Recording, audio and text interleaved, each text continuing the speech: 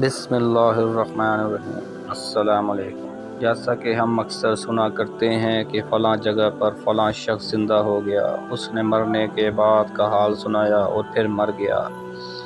اسی قسم کا عذاب قبر سے متعلق ایک واقعہ گلگت میں پیش آیا، جس کے بارے میں بتاتے ہیں کہ ایک شخص قبرستان کے پاس سے گزر رہا تھا کہ اس نے کسی قبر سے یہ آواز سنی کہ مجھے نکالو، میں زندہ ہوں۔ جب ایک دو مرتبہ اس نے آواز سنی تو اس نے یہ سمجھا کہ یہ میرا وہم ہے، لیکن جب مسلسل اس نے یہ آواز سنی تو اس کو یقین ہونے لگا۔ چنانچہ قریب میں ایک بستی تھی، وہ شخص اس میں آیا اور لوگوں کو اس آواز کے بارے میں بتا کر کہا کہ تم بھی چلو اور اس آواز کو سنو۔ چنانچہ کچھ لوگ اس کے ساتھ آئے، انہوں نے بھی یہی آواز سنی اور سب نے یقین کر لیا کہ واقعی یہ آواز قبر سے آ رہی ہے۔ اب یقین ہونے کے بعد ان لوگوں کو مسئلہ پوچھنے کی فکر ہوئی کہ پہلے علماء سے یہ مسئلہ معلوم کرو کہ قبر کھولنا جائز ہے یا نہیں۔ چنانچہ وہ لوگ محلے کی مسجد کے امام صاحب کے پاس گئے اور ان سے کہا کہ اس طرح قبر سے آواز آ رہی ہے اور میت یہ کہہ رہی ہے کہ مجھے قبر سے باہر نکالو، میں زندہ ہوں۔ اس پر امام صاحب نے فرمایا، اگر تمہیں اس کے زندہ ہونے کا یقین ہو گیا ہے تو قبر کو کھول لو اور اس کو باہر نکال لو۔ چنانچہ یہ لوگ ہمت کر کے قبرستان گئے اور جا کر قبر کھولی۔ اب یوں ہی تختہ ہٹایا تو دیکھا اندر ایک عورت برہنہ حالت میں بیٹھی ہوئی ہے اور اس کا کفن گل چکا ہے۔ پھر لوگوں نے وہ عورت کہہ رہی ہے، جلدی سے میرے گھر سے میرے کپڑے لاؤ، میں کپڑے پہن کر باہر نکلوں گی۔ چنانچہ یہ لوگ فوراً دوڑ کر اس کے گھر گئے اور جا کر اس کے گھر والوں کو یہ واقعہ بتایا۔ اس کے کپڑے چادر وغیرہ لے کر آئے اور لا کر اندر پھینک دیے۔ اس عورت نے ان کپڑوں کو پہنا اور چادر اپنے اوپر ڈالی، پھر تیزی سے بجلی کی طرح اپنے قبر سے نکلی اور دوڑتی ہوئی اپنے گھر کی طرف بھاگ گئی۔ گھر جا کر اس عورت نے ایک کمرے میں چھپ کر اندر سے کنڈی لگا لی۔ اب جو لوگ قبرستان آئے تھے دوڑ کر اس کے گھر پہنچے۔ ان کو وہاں جا کر معلوم ہوا کہ اس نے اپنے آپ کو کمرے کے اندر سے کنڈی لگا رکھی ہے۔ ان لوگوں نے دستک دی کہ کنڈی کھولو۔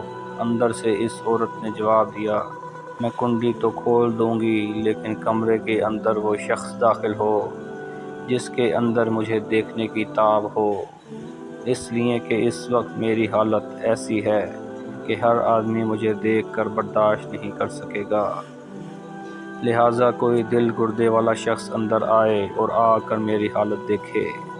اب سب لوگ اندر جانے سے ڈر رہے تھے مگر دو چار آدمی جو مضبوط دل والے تھے، انہوں نے کہا کہ تم کنڈی کھولو، ہم اندر آئیں گے۔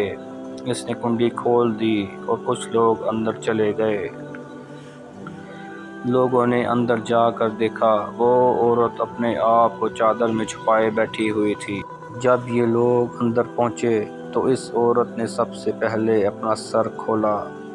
ان لوگوں نے دیکھا کہ اس کے سر پر ایک بھی بال نہیں، وہ بالکل خالی کھوپڑی ہے، نہ اس پر بال ہیں نہ کھال ہے، صرف خالی ہڈی ہڈی ہے۔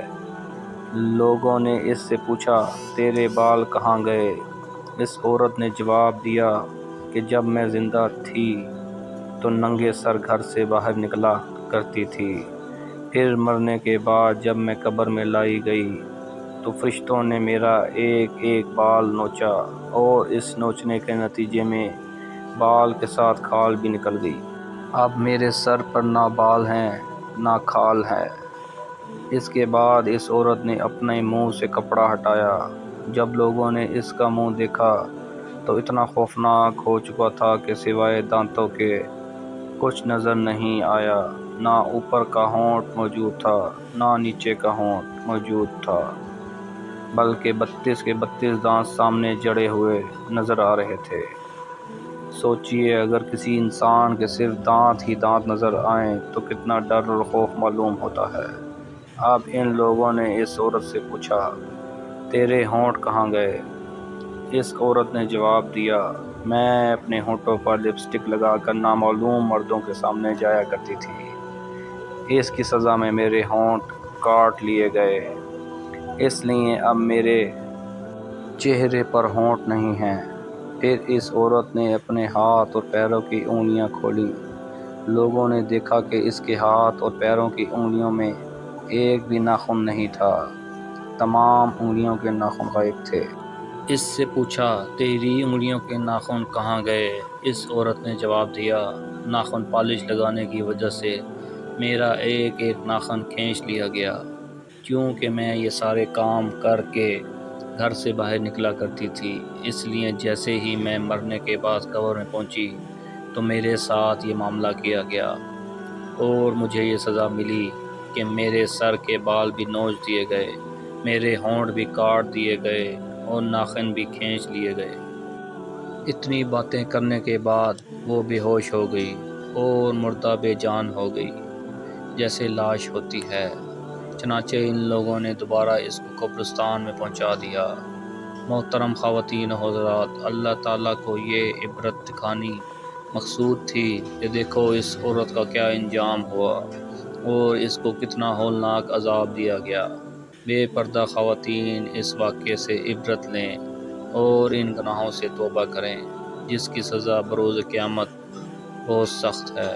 اللہ ہمارے گناہوں کو معاف کرے، آمین یا رب العالمین۔